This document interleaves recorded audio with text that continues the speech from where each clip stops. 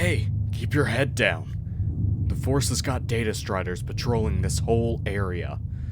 All the noise you're making's gonna make sure you get put 6 feet under. I should be asking you the same question. After all, this is my sector. Any savage from this district belongs to me and my team. Now come on. If you're looting here, you might as well be of some assistance to me. Not gonna help. You might want to recheck your attitude. Trust me, I'm mighty persuasive.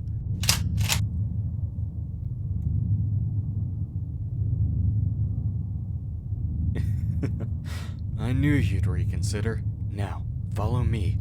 The Force managed to locate some high-value cargo deep within the ship's hold.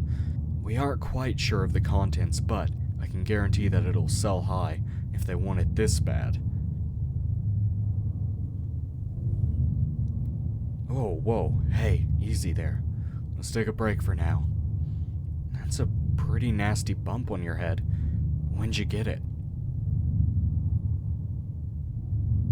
Yeah, I can see how the ship crashing would give you that. So, you used to work aboard this transport ship. We didn't quite get the full story. All we learned is that the ship went down, and the UWC's task force was already scavenging parts and searching for some valuable cargo on board. Well, take your time. Shit, well, sorry about threatening ya. I thought you were some rookie scrapper here to grab some supplies and run. Most don't realize the intricacies of this line of work. The agreements, the honor code, and all of the little ways to dodge the Force. Honor among thieves, if you will.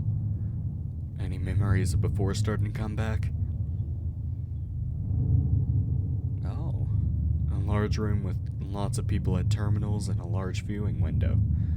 Sounds like the bridge. You must have been in navigation or something. Alright, we should be off the trail of any of those data striders. We can start talking normally now. No more need for whispering. Damn, check this out. Some sort of pressurized door. The UWC must have installed it after I came through. Wait, you've got an idea? Well, go on, tell me. A manual override.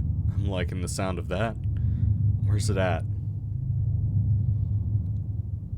Alright, then just let me tear this out. There we go. Now we just gotta... Perfect!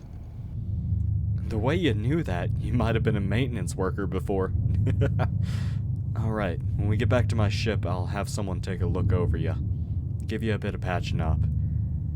Don't act like I haven't seen you limping this entire time. Luckily, we haven't run into any of those striders. Have you seen one before? They're about 5 feet tall and have 4 legs. Crazy machines. The Force sends them into areas for scouting. However the ship went down, it must have been pretty bad. They probably assumed everyone aboard was deceased. It's not really public info, but the UWC's task force is pretty dangerous. They'll dispatch any survivors who aren't noteworthy. Anyone less than politician or high council members.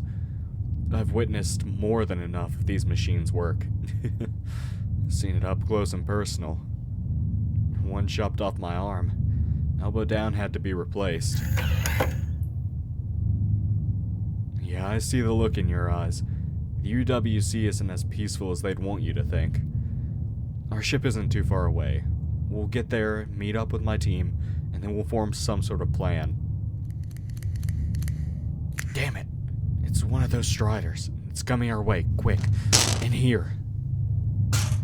This vent should cover us up pretty well. Just stay quiet. They're not too interested in checking if the AC works.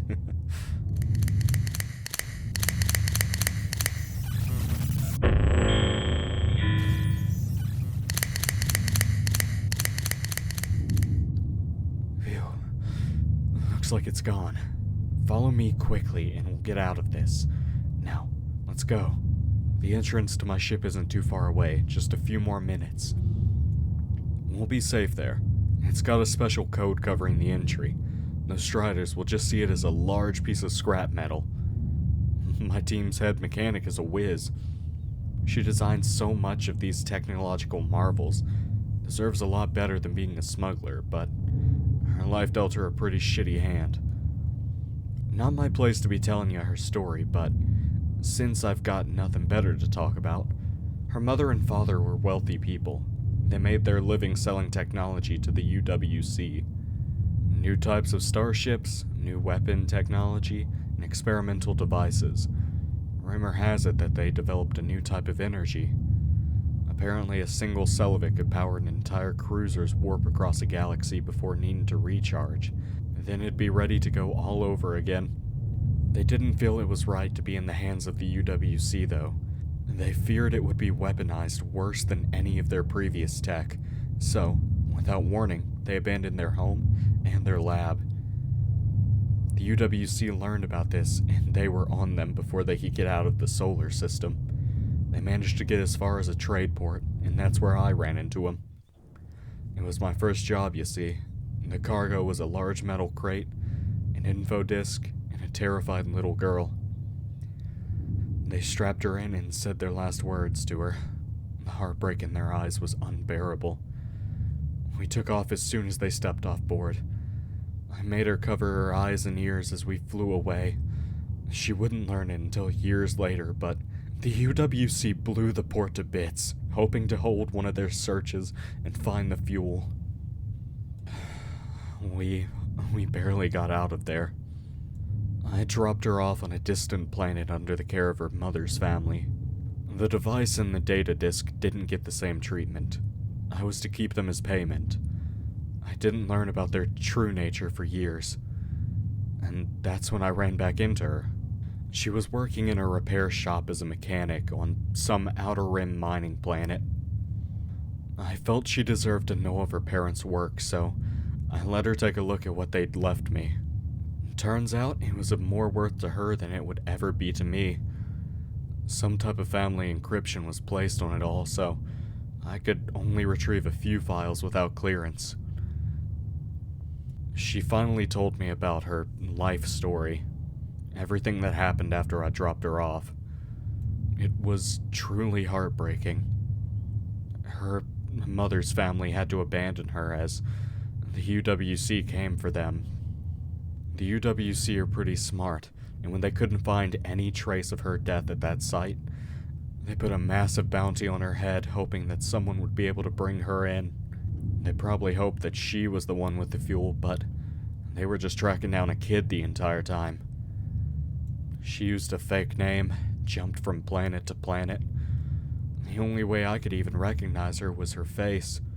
Her eyes had the same sadness that I'd seen all those years ago. It's a sad life never being able to get close to anyone. So, I let her join my crew. She's part of the family now. All my crew are. We've got to stick together since we're all we've got. Do you have a family? It's still hazy. Must be a pretty bad concussion. Here, this is it. Let's get inside. You can rest for a bit in one of our spare rooms, but first, I need to get you to that med bay. The doc's gonna want to check you out.